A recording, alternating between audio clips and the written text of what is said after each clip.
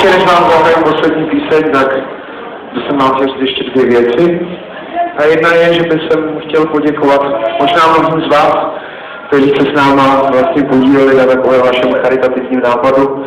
My jsme na podzim dali zdarma ke stažení DVDčko z našeho halového turné.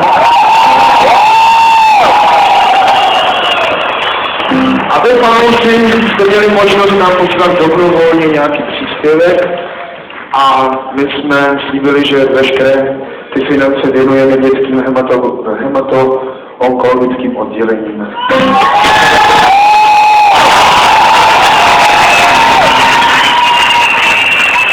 To teď taky činíme. Máme za sebou návštěvu v Ostravě, v Olomouci, v Motole v Praze, v Českých Budějovicích a celkem díky vám rozdáme 3 miliony korun.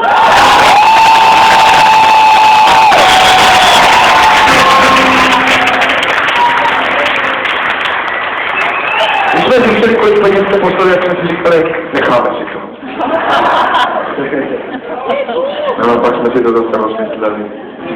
A vlastně děkujeme za to, že do těch nemocnic můžeme jezdit, protože člověk se tam jen tak nedostane a najednou zjistí, že jsou důležité úplně jiné věci, než si myslí, že jsou důležité.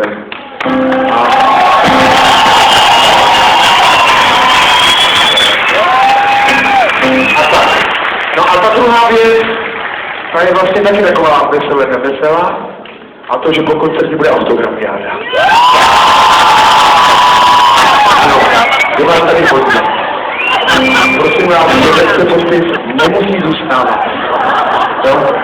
Kdyby náhodou někdo takový našel, což pochybuji, tak my si tady dopředu tady si dáme stoly a tak za 15 minut se vrátíme a rádi se vám podepíšem. Kluci budou dělat ten striptease na té afterparty. To je někde, já už si nepamatuju kde. A to je vlastně všechno. Kdybyste se v létě nudili, tak vás zveme na takový bláznivý nápad, který jsme pojmenovali Krištovkem.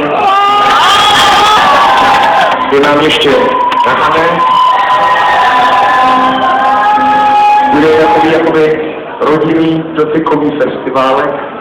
Pro vás a pro nás. Takže myslím, že to je někdy na začátku července. Kdybyste se mohli přijít, to budeme moc rádi. No a teďka, co jste to chtěli?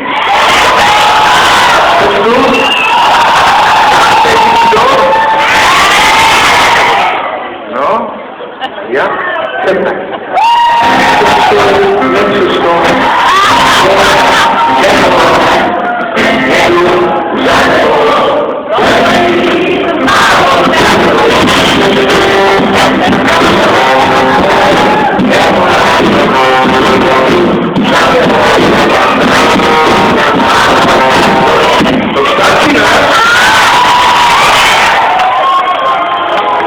Znáte všechno.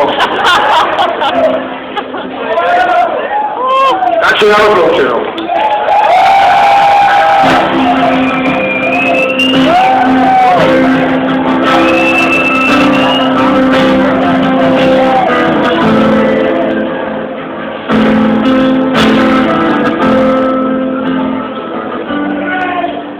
Tou cestou tím směrem jste ráno jel dál.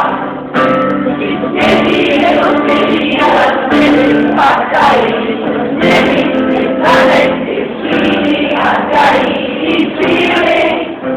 Sestra na něj práva než práv.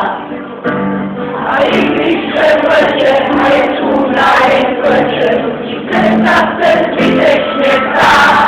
Jestli se